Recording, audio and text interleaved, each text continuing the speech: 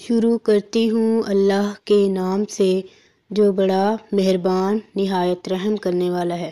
السلام علیکم ورحمۃ اللہ وبرکاتہ۔ آج کا ہمارا ٹاپک ہے احادیث مبارکہ، صلہ رحمی کے بدلے صلہ رحمی نہیں۔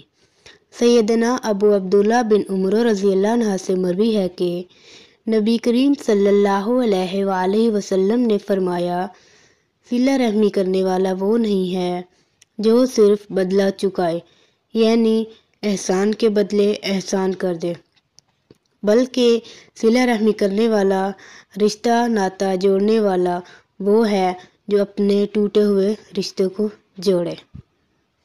تکلیف یا مشکل کے وقت دعا مانگنا۔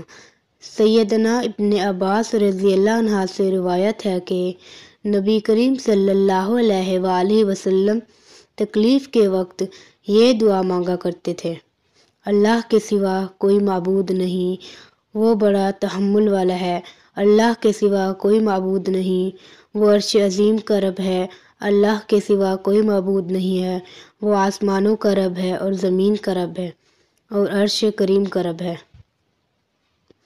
استغفار کے لیے افضل ترین دعا کون سی ہے؟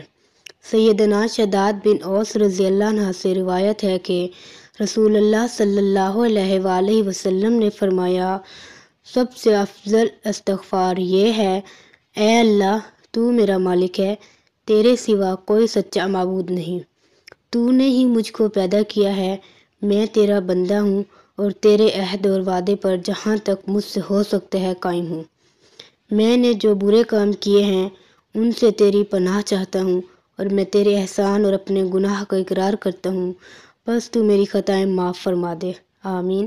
بے شک تیرے سوا کوئی گناہوں کا معاف کرنے والا نہیں ہے۔